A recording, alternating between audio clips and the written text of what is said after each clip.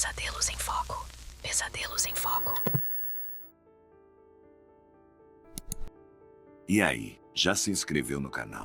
Não esqueça de deixar o like, comentar ou o próximo da história pode ser você. Dito isso, vamos para o vídeo. Quando eu era universitária, costumava cuidar da casa de uma família durante as férias anuais deles. Já havia passado por algumas situações estranhas e arrepiantes antes, mas a história que vou contar foi a gota d'água, aquela que me fez desistir de vez de ser babá de casas. Eu tinha meus 20 e poucos anos, tentando juntar uns trocados para pagar as contas, e cuidar dessa residência era uma das várias bicos que fazia. A família iria viajar para o exterior por 2 semanas e ficariam completamente incomunicáveis. Se algo desse errado, eu teria que ligar para a polícia ou para os parentes deles, dependendo da situação. Vale lembrar que já tive experiências bizarras naquela casa antes, mas nada que fosse assustador o suficiente para me fazer desistir. Afinal, eles pagavam muito bem. Eu trabalhava em um abrigo de animais, então entendia bastante de cuidados com bichos, especialmente gatos. Essa família tinha 4 felinos, todos extremamente comportados. Nos primeiros dias, tudo correu tranquilamente. Eu dormia no quarto de hóspedes e ia para a faculdade a pé, já que a casa ficava perto o suficiente para não precisar gastar com estacionamento ou levar marmita. Podia simplesmente voltar para almoçar. Mas, como dizem, nem tudo são flores. Depois de alguns dias, meu namorado na época veio me visitar para jantar e me fazer companhia. Ele sabia que eu sempre fiquei meio arrepiada naquela casa, então decidiu aparecer para me acalmar. Passamos algumas horas assistindo a TV e comendo no quarto de hóspedes, até que ele disse que precisava ir embora. Às vezes ele dormia lá, mas naquela noite ele teve um pressentimento forte de que deveria voltar para casa. Insistiu para que eu fosse com ele, pois sentia que algo estava fora do lugar. Eram quase meia-noite e, para ser sincera, eu não queria voltar para casa. Minha vida familiar era complicada, não me dava bem com meus pais, e a única pausa que tinha era quando ficava nessa casa. Meu irmão mais novo, que também era meu melhor amigo, havia se mudado por conta da toxicidade do ambiente, e desde então o lar não parecia mais lar. Eu disse a ele que ficaria bem e que trancaria tudo depois que ele fosse embora. Mesmo assim, ele continuou inquieto, tentando me convencer a ir com ele. Explicou que, apesar de já ter dormido lá antes, naquela noite a atmosfera parecia diferente. Eu achei que fosse porque a casa tinha mais de 100 anos, mas havia sido reformada recentemente, então me senti mais segura. Lembrei de que havia um alarme de segurança, que o bairro era tranquilo e que eu tinha 4 gatos simpáticos comigo. Relutante, ele foi embora. E foi aí que as coisas começaram a acontecer. Assim que ele saiu, tranquei todas as portas e janelas e ativei o alarme. Quando finalmente me acomodei na cama, a TV começou a ligar sozinha. Pensei que talvez tivesse esbarrado no controle remoto sem perceber, mas o controle estava na mesinha de cabeceira. Desliguei rapidamente, mas assim que apaguei a tela, ela voltou a ligar. Estranhei, já que a TV estava funcionando perfeitamente a noite toda. O mais bizarro foi que, quando a tela acendia sozinha, ia direto para um canal fora do ar, preto e branco, como se não houvesse sinal. Continuei desligando, mas ela insistia em voltar. Comecei a entrar em pânico e desliguei o aparelho da tomada. Embora já tivesse vivido momentos sinistros naquela casa, isso nunca havia acontecido. Tentei me convencer de que devia ser algum problema elétrico causado pela reforma. Mesmo assim, não voltei para a cama, preferi dormir no sofá. No dia seguinte, meu namorado voltou. Contei o que havia acontecido na noite anterior, e ele disse que eu deveria ter ido para casa. Estava assustada, mas, sinceramente, ainda achava que enfrentar minha família seria pior. Naquela noite, jantamos juntos e assistimos a um filme na sala. Antes de continuar, preciso explicar a estrutura da casa. Era uma construção de 2 andares. No térreo, entrava-se diretamente na sala de estar. O segundo andar, na verdade, era o porão, que servia como uma grande sala com um cômodo extra que poderia ser usado como quarto de hóspedes. A escada que levava ao porão rangia de um jeito assustador, algo que nunca entendi porque não consertaram durante a reforma. Os gatos adoravam explorar cada canto da casa, mas tinham personalidades independentes. Gostavam de estar por perto, mas não necessariamente de colo. Eram animais calmos, que preferiam ambientes silenciosos. Dos 4 gatos, um deles era o caçula, com cerca de 3 anos. Era um pouco menor que os outros, mas cheio de energia. Enquanto assistíamos ao filme, meu sangue gelou ao ouvir sons vindos do porão. Pareciam choros de um bebê. Meu namorado paralisou, olhando para mim como se perguntasse silenciosamente se eu também tinha ouvido. Lembrei-me de algo que aprendi no abrigo. Às vezes, gatos podem soar como crianças, especialmente quando estão em apuros. Contei os gatos na sala e só vi 3. O caçula estava desaparecido. Imaginei que fosse ele e desci ao porão, onde o encontrei preso no quarto extra. Ele havia fechado a porta atrás de si e estava sozinho lá dentro. Peguei-o no colo e subimos para continuar o filme.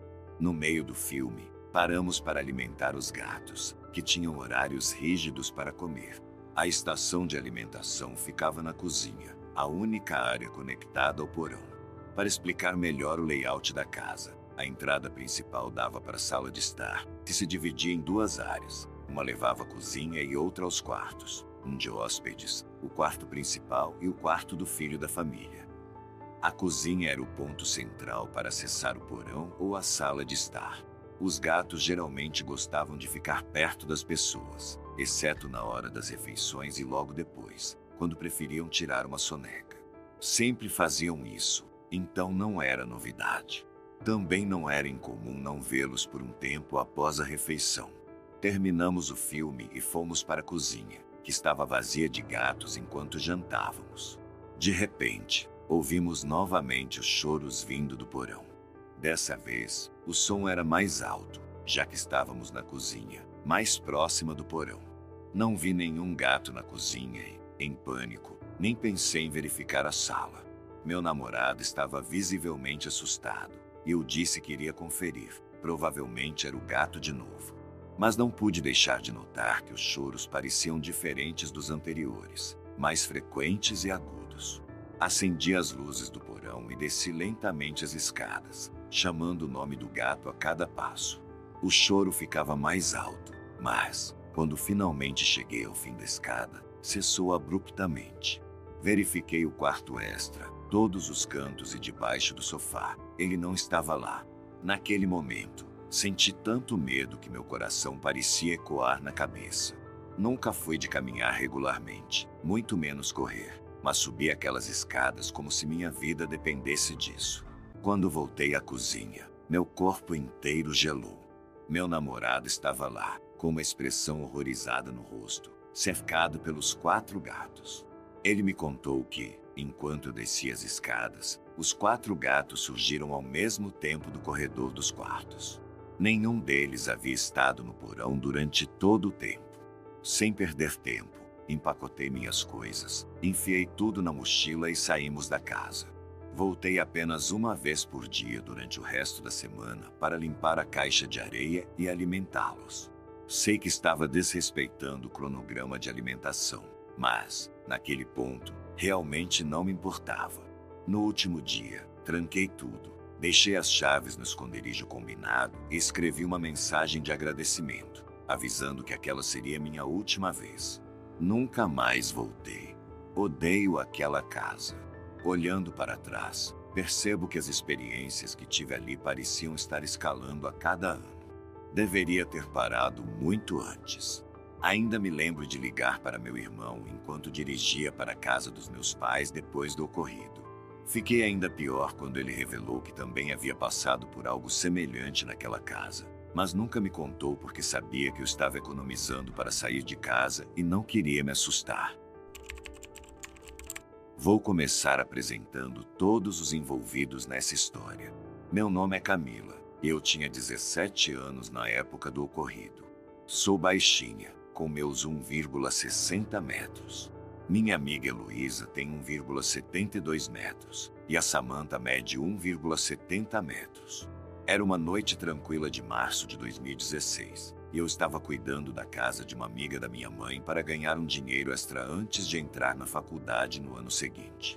A noite estava fresca, típica de primavera, e a casa tinha um incrível jardim de inverno, um lugar perfeito para relaxar e aproveitar o momento.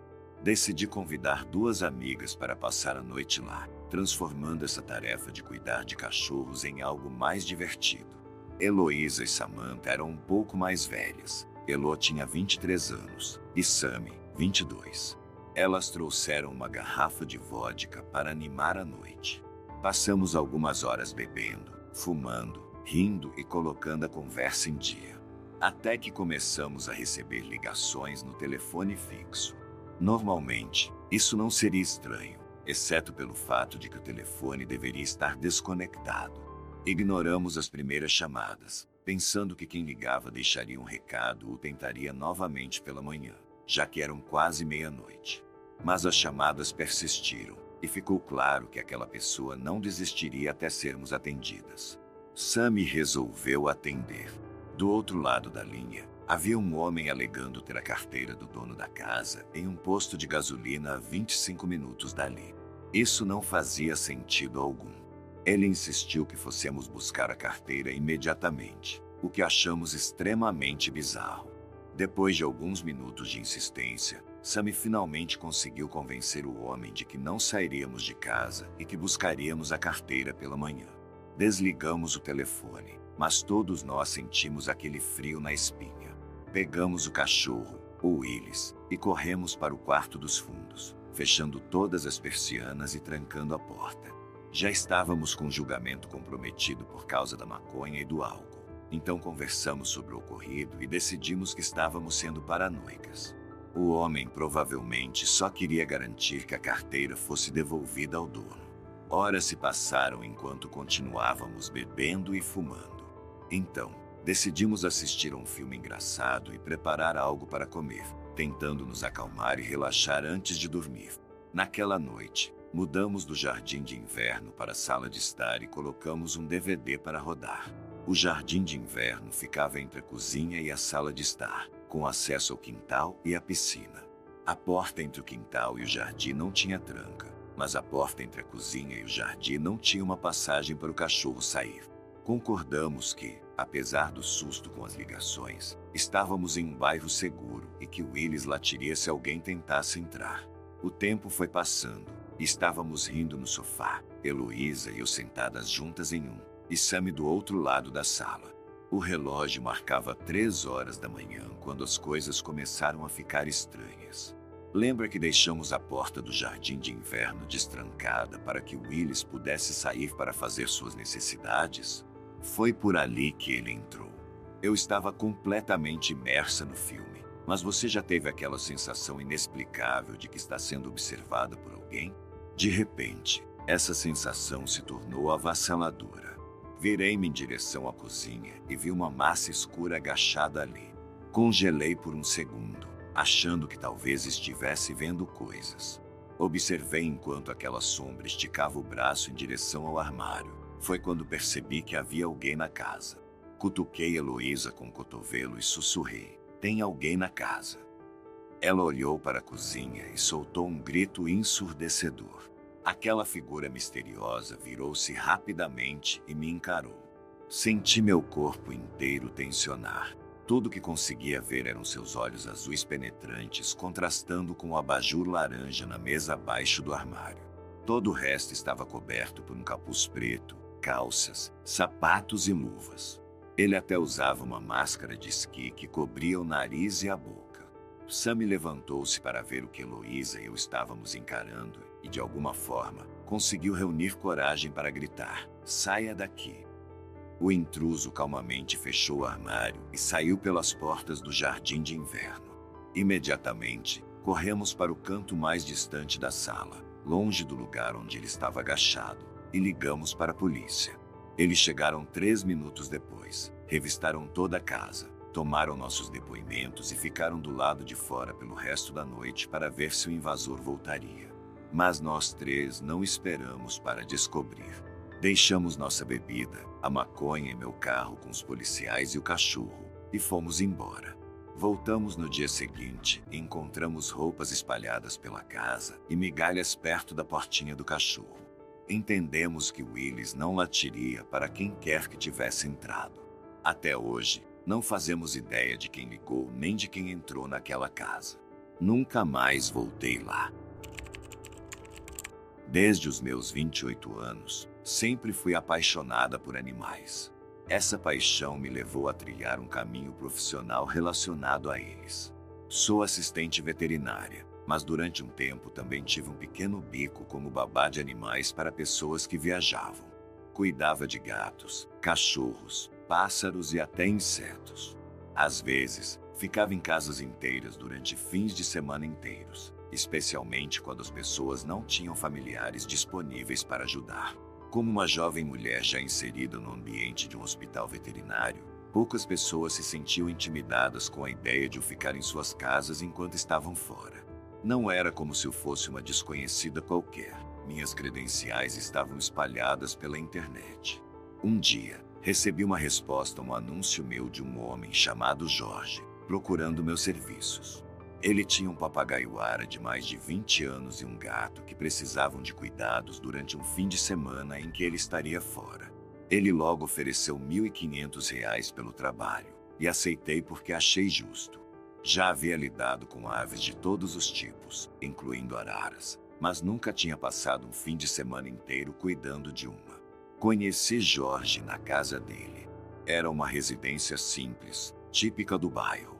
Ele era baixo, provavelmente na casa dos 50 anos, com cabelos grisalhos e um bigode da mesma cor. Parecia amigável e, na minha experiência, a maioria dos amantes de animais é. Depois de conhecer Jorge, fui apresentado ao seu papagaio, Ringo, e ao gato, Casper. Ringo era enorme. Imaginei que minha experiência prévia com araras tenha sido parte do motivo pelo qual ele me contratou. Jorge me explicou a personalidade de Ringo, seus hábitos e como acalmá-lo caso começasse a fazer barulho. Enquanto manuseava Ringo, o pássaro repetia "Papai está em casa", algo que Jorge disse ser uma frase comum quando via. Ringo também dizia outras frases curtas, todas de 2 ou 3 palavras. Depois de me mostrar como limpar a gaiola e cuidar de Casper, Jorge me apresentou o resto da casa. Pediu que eu não entrasse nos outros quartos do andar de cima, exceto no quarto de hóspedes onde eu dormiria, algo compreensível. Havia um banheiro ao lado do quarto, e ele disse que eu poderia usar a comida dele, mas, como sou vegana, trouxe minha própria comida para o fim de semana. Após essa breve introdução, ele me entregou as chaves e foi embora. Observei pela janela enquanto ele partia, deixando-me sozinha com Ringo e Casper. Era tarde, por volta das 20 horas, e já estava escuro lá fora. Não havia muito o que fazer naquela noite. Casper já estava alimentado, e Jorge havia deixado comida suficiente na gaiola de Ringo para a noite. A gaiola estava no centro da sala de estar, ao lado da TV. Liguei a televisão e me acomodei no sofá. Casper estava escondido em algum lugar da casa, fora de vista, enquanto Ringo apenas me observava dentro da gaiola.